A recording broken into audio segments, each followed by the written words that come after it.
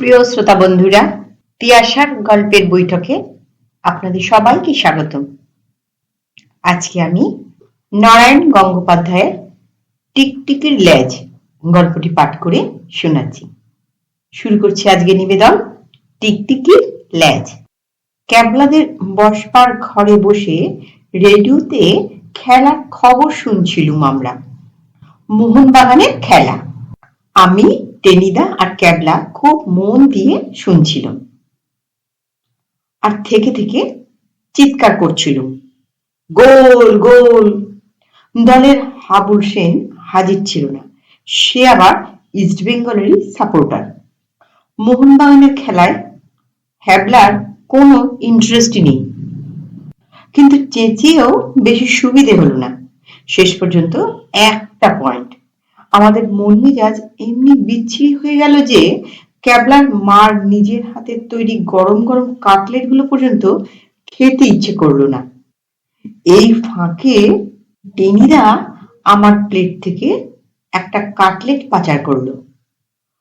মনের দুঃখে আমি দেখেও দেখতে পেলুম না। কিছুক্ষণ উদাস হয়ে থেকে ক্যাবলা বলল, ধুর। আমি বললুম, টেনিদা হাতটা শুদ্ধ চিবিয়ে কাটলেট গুলো শেষ করলো। তারপর কিছুক্ষণ খুব ভাবুকের মতো চেয়ে রইল সামনের দেয়ালের দিকে। একটা মোটা সাইজের টিকটিকি বেশ এক মনে কুপ কুপ করে পোকা খাচ্ছিল। তাকে লক্ষ্য করতে করতে টেনিদা বললে, ওই যে। আমি জিজ্ঞাসা করলুম, ওই যে কি? মোহনবাগান। মোহনবাগান মানে? টিকটিকি মানে? টিকটিকি লেজ। শুনে আমি আর ক্যাবলা একসঙ্গে চেঁচিয়ে উঠলুম, খবরদার টেনিদা, মোহনবাগানের অপমান করো না। টেনিদা নাকটা কুঁচকে মুখটাকে পাঁপড় ভাজার মতো করে বললে, আরে খেলে যা। বললুম কি আর বুঝলো কি এ দুটো? এতে বোঝবার কি আছে শুনি? তুমি মোহনবাগানকে টিকটিকির লেজ বলছো। চুপ কর পেলা, মিথ্যে কুর্বকের মতো বক বক করিসনি। যদি বাবা কচু বনেশ্বরের কথা জানতিস তাহলে বুঝতিস টিকটিকির রহস্য কি। কচু বনেশ্বর? সে আবার কি? এবার ক্যাবলার জিজ্ঞাসা। সে এক অত্যন্ত ঘোরালো ব্যাপার, যাকে ফরাসি ভাষায় বলে পুদিচ্চেরি। পুদিচ্চেরি তো পন্ডিচেরি, সে তো একটা জায়গার নাম। ক্যাবলা প্রতিবাদ করলো, শাট আপ, জায়গার নাম। টেনিদা দাঁত খিচিয়ে বললে, ভারী ওস্তাদ হয়ে গেছিস যে। আমি বলছি পুদিচ্চেরি মানে ব্যাপার অত্যন্ত সাংঘাতিক, ব্যাস। এ নিয়ে তর্ক করবি তো এক চড়ে তোর কান। আমি বললুম, কানপুরে উড়ে যাবে। রাইট। টেনিদা গম্ভীর হয়ে বললে, এবার তাহলে বাবা কচু বনেশ্বরের কথাটা বলি। ঠাকুর দেবতার ব্যাপার খুব ভক্তি করে শুনবি, বুঝলি তো? যদি তক্ক টক্ক করিস তাহলে। আমার সমস্যা হয়ে বললাম, না না না না। টেনিদা শুরু করলো, সেবার গরমের ছুটিতে সেজ পিসিমার কাছে বেড়াতে গেছি ঘুঁটে পুকুরে। খাসা জায়গা, জানিস তো, গাছে গাছে আম, জাম, কাঁঠাল, কলা। আমি বললুম, আহা, শুনেই যে লোভ হচ্ছে। ঘুঁটে পুকুরটা কোথায় টেনিদা? ক্যাবলা বেজার হয়ে বললে, আহ, গল্প থামিয়ে দিস নে। ঘুঁটে পুকুর কোথায় হবে আবার? নিশ্চয়ই গোবরডাঙ্গার কাছাকাছি। টেনিদা বললে, না, গোবরডাঙ্গার কাছে নয়, রানাঘাট স্টেশন থেকে 12 মাইল দূরে। দিব্যি জায়গা রে, চারিদিকে বেশ শ্যামল প্রান্তর ট্রান্তর। পাখির কাকলি টাকলিরও কিছু অভাব নেই, কিন্তু তার চাইতেও বেশি আছে আম, জাম, কাঁঠাল, কলা। খেয়ে খেয়ে আমার গা থেকে এমনি আম কাটলে গন্ধ বেরোতো যে রাস্তায় আমার পেছনে পেছনে 8-10টা গরু বাতাস শুকতে শুকতে হাঁটতে থাকতো। একদিন তো, কিন্তু না, গরুর গল্প আজ আর নয়, বাবা কচু বনেশ্বরের কথাই বলি, শোন। হয়েছে কি জানিস, আমি যাওয়ার সঙ্গে সঙ্গেই ঘুঁটেপুকুর ফুটবল ক্লাব তো আমায় লুফে নিয়েছে। আমি হলো পটলডাঙ্গার থান্ডার ক্লাবের ক্যাপ্টেন, একটা জাঁদরেল সেন্টার ফরওয়ার্ড। সে ওদের জানতে বাকি নেই। দুদিন ওদের সঙ্গে খেলেই বুঝতে পারলুম ওদের নাম হওয়া উচিত ছিল বাতাবি লেবু স্পোর্টিং ক্লাব। মানে বাতাবি লেবু পর্যন্তই ওদের দৌড়, ফুটবলে পা ছোঁয়াতে পর্যন্ত শেখেনি। কিছুদিন তালিম টালিম দিয়ে একরকম দাঁড় করানো গেল। তখন ঘুঁটেপুকুরে পাঁচু গোপাল কাপের খেলা চলছিল। বললে বিশ্বাস করবি নে, আমার তালিমের চোটে ঘুঁটেপুকুর ক্লাব তিনটে গেঁয়ো টিমকে হারিয়ে দিয়ে একেবারে ফাইনালে পৌঁছে গেল। অবশ্যই সব কটা গোল আমিই দিয়েছিলাম। ফাইনালে উঠে ল্যাঠা বাঁধল। ওদিক থেকে উঠে এসেছে চিংড়িহাটা হিরোজ, মানে এ তল্লাটের সবচেয়ে জাঁদরেল দল। তাদের খেলা আমি দেখেছি, এদের মতো আনাড়ি নয়। এক আধটু খেলতে খেলতে জানি। সবচেয়ে মারাত্মক ওদের গোলকিপার বিল্টে ঘোষ। বল তো দূরের কথা, গোলের ভেতর মাছি পর্যন্ত ঢুকতে গেলে কপাত করে লুফে নেয়। আর তেমনি তাগড়ায় জোয়ান, কাছে গিয়ে চার্জ ফার্জ করতে গেলে দাঁত মুখ আস্ত নিয়ে ফিরতে আর হবে না। বুঝলি তো? স্পষ্ট বুঝতে পারলুম ঘুঁটেপুকুরের পক্ষে পাঁচুগোপাল কাপ নিতান্তই মরীচিকা। ঘুঁটেপুকুরের ক্লাব ছুলোই যাক, সেই জন্যে আমার কোনো মাথা ব্যথা নেই। কিন্তু আমি টেনি শর্মা, খাস পটলডাঙ্গার থান্ডার ক্লাবের ক্যাপ্টেন, আসল কলকাতার ছেলে। আমার নাকের সামনে দিয়ে চিংড়িহাটা ড্যাং ড্যাং করতে করতে কাপ নিয়ে যাবে, এই অপমান প্রাণ থাকতে সহ্য করা যায়? তার ওপর 1 মাস ধরে ঘুঁটেপুকুরের আম কাঁঠাল এন্তা খেয়ে চলেছি। একটা কৃতজ্ঞতাও তো আছে। কিন্তু কি করা যায়? দুপুরবেলা বসে বসে এইসবই ভাবছি, এমন সময় শুনতে পেলুম সেজো পিসিমা কাকে যেন বলছেন, বসে বসে ভেবে আর কি হবে, বাবা কচুবনেশ্বরের থানে গিয়ে ধর্ণা দাও। কচুবনেশ্বর? ওই বিটকেল নামটা শুনেই কান খাড়া করল। সেজো পিসিমা আবার বললেন, বাবার থানে ধর্ণা দাও, জাগ্রত দেবতা। তোমার ছেলে নির্ঘাত পরীক্ষায় পাশ করে যাবে। গলা বাড়িয়ে দেখলুম পিসিমা দত্তগিন্নির সঙ্গে কথা কইছেন। দত্তগিন্নি বললেন, তাহলে তাই করব দিদি। হতচ্ছাড়া ছেলে দুবার পরীক্ষায় ডিগবাজি খেলে উনি বলেছেন এবারও ফেল করলে লাঙলে জুড়ে চাষ করাবেন। দত্তগিন্নির ছেলে চাষ করুক, আমার কোনো আপত্তি নেই। কিন্তু বাবা কচুবনেশ্বরের কথাটা কানে লেগে রইল। আর দত্তগিন্নি বেরিয়ে যেতে না যেতেই আমি পিসিমাকে পাকড়াও করলুম। বাবা কচুবনেশ্বর কে পিসিমা? শুনেই পিসিমা কপালে হাত ঠেকালেন, বললেন, দারুণ জাগ্রত দেবতা রে। গায়ের পূব দিকে কচুবনের মধ্যে তার থান। পয়লা শ্রাবণ ওখানে মৎস্য হয়। কচু সেদ্ধ, কচুর ঘন্ট, কচুর ডালনা, কচুর অম্বল আর কচুর পোলাও দিয়ে তামর ভোগ হয়। টেনিদার গল্প শুনতে শুনতে আমার জানতে ইচ্ছে হলো কচু পোড়াটাই বা বাদ গেল কেন। কিন্তু ঠাকুর দেবতাদের কচু পোড়া খেতে বললে নিশ্চয়ই তারা চটে যাবেন। তাই ব্যাপারটা চেপে গেলুম। জিজ্ঞাসা করলুম, কচুর পোলাও খেতে কেমন লাগে টেনিদা? তুমি খেয়েছ? টেনিদা খ্যাক খ্যাক করে বলল, কচু খেলে যা, আমি কি কচুর পোলাও খেয়েছি নাকি যে বলবো? ইচ্ছে হয় পয়লা শ্রাবণ ঘুঁটেপুকুরে গিয়ে খেয়ে আসিস। ক্যাবলা অধৈর্য হয়ে বললে, টিক টিক করিস নে বেলা, গল্পটা বলতে দে। তুমি থামো না টেনিদা, চালিয়ে যাও। টেনিদা বললে, সেজ পিসিমার ভক্তি দেখে আমারও দারুণ ভক্তি হলো। আর ভেবে দেখ, কচু সেদ্ধ, কচু ঘন্ট, কচুর অম্বল, কচুর কালিয়া, মানে এত কচু ম্যানেজ করা কি চারটিখানি কথা? আমার তো কচু দেখলে গলা কুটকুট করে। কচু ভোগের বহর দেখে মনে হলো দেবতাটি তো তবে সামান্য নয়। জিজ্ঞাসা করলুম, বাবা কচু বনেশ্বরের কাছে ধর্ণা দিয়ে ফুটবল ম্যাচ জেতা যায় পিসিমা? পিসিমা বললেন, ফুটবল ম্যাচ বলছিস কি? বাবার অসাধ্য কাজ নেই। ওবারের মেন্টির মাথায় এমন উকুন হলো যে 3বার ন্যাড়া করে দিয়েও উকুন যায় না। কত মারা হলো, কত কবিরাজি তেল, উকুন যেতে সেই।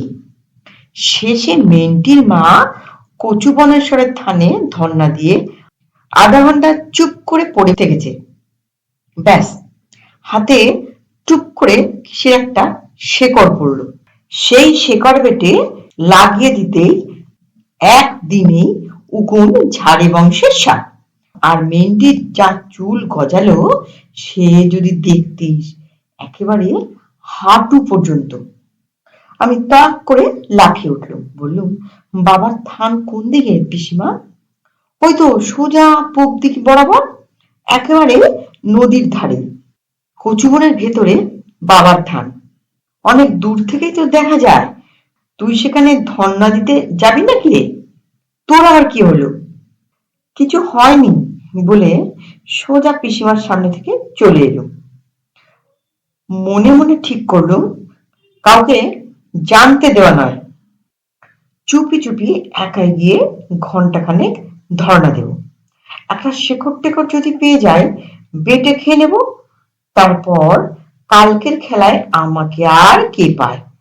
ওই ডাক সাইডে বিল্টে ঘোষের হাতের তলা দিয়েই 3-3খানা গোল ঢুকিয়ে দেব। একটু পরে রামায়ণ খুলে সুর করে শূর্পণখার নাসাচ্ছেদন পড়তে পড়তে পিসিমা যেই ঘুমিয়ে পড়েছে, আমি সোজা একেবারে কচু বনেশ্বরের খোঁজে বেরিয়ে পড়লুম। বেশি হাঁটতে হলো না। আমবাগানের ভেতর দিয়ে সিকি মাইলটা যেতেই দেখি সামনের একটা মজা নদী, তার পাশেই কচুর জঙ্গল। সে কি জঙ্গল! দুনিয়া শুধু সব লোককে কচু ঘন্ট খাইয়ে দেওয়া যায়। কচু পোড়া খাওয়ানো শক্ত নয়, এমন বন সেখানে। আর তারই মাঝখানে একটা ছোট্ট মন্দিরের মতো। বুঝলুম, ওইটাই হচ্ছে বাবার থান। বন ঠেলে তো মন্দিরে পৌঁছানো গেল। কচুর রসে গা একটু চিরবির করছিল, কিন্তু ওটুকু কষ্ট না করলে কি আর কেষ্ট মেলে? গিয়ে দেখি মন্দিরের মূর্তি টুর্তি নেই, একটা বেদি, তার উপর গোটা কয়েক রংচটা নয়া পয়সা, কিন্তু চাল আর একরাশ কচুর ফুল শুকিয়ে রয়েছে। ষষ্ঠাঙ্গে প্রণাম করে মন্দিরের বারান্দায় ধর্ণা দিল। চোখ বুঝে লম্বা হয়ে শুয়ে আছি, হাত দুটো মেলেই রেখেছি। কোন হাতে টুপ করে বাবার দান পড়বে বলা যায় না তো। পড়ে আছি তো পড়েই আছি। একরাশ মশা এসে পিনপিন করে কামড়াচ্ছে। কানের কাছে গোটা 2 গুবরে পোকা ঘুরঘুর করছে। কচু লেগে হাত পা কুটকুট করছে, কিন্তু মশা তাড়াচ্ছি না, গা চুলকোচ্ছিও না, খালি দাঁত মুখ সিটিয়ে প্রাণপ্রণে প্রার্থনা করছি। দোহাই বাবা কচু বনেশ্বর, একটা শেকড় টেকড় চটপট ফেলে দাও। চিংড়ি হাঁটার ঝিলটে ঘুষকে ঠান্ডা করে দিও বাবা। বেশি দেরি করো না বাবা, গা হাত ভীষণ চুল করছে, আর দারুণ মশা। আর তাছাড়া থেকে থেকে বনের ভেতরে কি যেন খ্যাক খ্যাক করে ডাকছে। যদি পাগলা শিয়াল হয় তাহলে এক কামড়েই মারা যাব। দোহাই বাবা, দেরি করো না, যা দেবার দিয়ে দাও, কুইক। ও বাবা কচু বনেশ্বর, যেই বলেছি অমনি বাঁ হাতে কি যেন টপাস করে পড়ল। ইউরেকা বলে যেই লাফিয়ে উঠেছি, দেখি শেকড়ের মতোই কি একটা পড়েছে বটে, কিন্তু কি এটা? শেকড়টা তুরুক বুরুক করে অল্প অল্প লাফাচ্ছে যে। মন্ত্রপুত জ্যান্ত শেকড় নাকি? আর তখনই মাথার উপর টাক টাক টিকিস করে আওয়াজ হলো। দেখি দুটো টিকটিকি দেয়ালের গায়ে লড়াই করছে। তাদের একটা লেজ নেই, মানে মারামারিতে খসে পড়েছে। রহস্যভেদ হয়ে গেল সঙ্গে সঙ্গেই। তাহলে আমার হাতে শেকড় পড়েনি, পড়েছে টিকটিকির কাটা লেজ। টিপে দেখল রবারের মতন, আর অল্প অল্প নড়ছে। দুর্বুদ্ধি হলে যা হয়। ভীষণ রাগ হয়ে গেল আমার। মনে হলো বাবা কচুবনেশ্বর আমায় ঠাট্টা করলে। এতক্ষণ গায়ের কুটকুটুনি আর মশার কামড় সহ্য করে শেষে কিনা টিকটিকির লেজ। গো গো করে উঠে পড়ল। তক্ষুনি আবার সেই শেয়ালটা খ্যাঁক খ্যাঁক করে ডেকে উঠল। মনে হলো এখানে থাকাটা আর ঠিক নয়। মন্দির থেকে নেমে কচুবন ভেঙে সোজা বাড়ি চলে এলুম। আছড়ে সর্ষের তেল মেখে 1 ঘন্টা পরে পায়ের জ্বলুনি বন্ধ হলো। টেনিদা এই পর্যন্ত বলতে আমি আর ধৈর্য রাখতে পারলুম না। ফস করে জিজ্ঞাসা করলুম, সেই টিকটিকি ল্যাজটা কি হলো? আহ, থাম না, আগের থেকে কেন বাগড়া দিচ্ছিস? ফের যদি কথা বলবি, দেয়ালের টিকটিকিটা পেরে তোর মুখে পুড়ে দেব বলে টেনিদা আমার দিকে বজ্র দৃষ্টিতে তাকালো। ক্যাবলা বললে, ছেড়ে দাও ওর কথা, তুমি বলো। বলবার আর আছে কি? টেনিদা দীর্ঘ নিঃশ্বাস ফেলল। ভুল যা হয়ে গেল তার শাস্তি পেলুম পরের দিন। স্কুলের মাঠে পাঁচুগোপাল কাপের ফাইনাল ম্যাচ। ঘুটে পুকুর ক্লাবকে বলেছি প্রাণ দিয়ে ও কাপ জিততে হবে। আর সত্যি কথা বলতে কি, বাতাবি লেবু স্পোর্টিং আজ সত্যি ভালো খেলেছে। এমনকি আমরা হয়তো 2-1টা গোলও দিয়ে ফেলতে পারতুম, যদি ওই দুরন্ত দুর্ধর্ষ বিল্টে ঘোষটা না থাকতো। আমাদের গোলকিপার পেঁচাও খুব ভালো খেলেছে। দুবার যা সেভ করলে দেখবার মতো। হাফ টাইম পর্যন্ত ড্র, কিন্তু বুঝতে পারছিলাম ঘুটে পুকুরের দম ফুরিয়ে আসছে। পরের 25 মিনিট ঠেকিয়ে রাখা শক্ত হবে। হাফ টাইম হওয়ার আগে আমি একটা মতলব এঁটে ফেলেছিলাম। মাঠের ধারে বাদাম গাছ থেকে হাওয়ায় পাতা উড়ে উড়ে পড়ছিল। তাই দেখেই প্ল্যানটা এলো। মানে মতলবটা মন্দ নয়, কিন্তু জানিস তো মরি আর পড়ি যে কৌশলী। হাফ টাইম হতে সেজ পিসিমার বাড়ির রাখাল ভেটকির কানে কানে আমি একটা আশ্চর্য পরামর্শ দিলুম। ভেটকিটা দেখতে বোকাশোকা হলেও বেশ কাজের ছেলে। শুনেই একগাল হেসে সে দৌড় মারল। আবার খেলা আরম্ভ হলো। হাওয়ায় বাদামের পাতা উড়ে আসছে। আমি আটচোখে তা দেখছি আর ভাবছি ভেটকি কখন আসে। এর মধ্যে চিংড়িহাটা আমাদের দারুণ চেপে ধরেছে। জান কবুল করে বাঁচাচ্ছে পেঁচা। আমিও ফাঁক পেলে ওদের গোলে হানা দিচ্ছি, কিন্তু বিল্টে ঘোষটা যেন পাঁচিল হয়ে গোল আটকাচ্ছে। আমি শুধু ভাবছি ভেটকি গেল কোথায়। অনেক দূর থেকে একটা বল গড়াতে গড়াতে আমাদের গোলের দিকে চলে আসছিল। একটা কোড়ে আঙ্গুল আলতো করে ছুঁয়েও তাকে ঠেকানো যায়, কিন্তু এ কি ব্যাপার? হঠাৎ পেঁচা হালদার দারুণ চিৎকার ছেড়ে শূন্যে লাফিয়ে উঠে প্রাণপণে পা চুলকাতে লাগলো, আর সেই ফাঁকে সোজা গোল।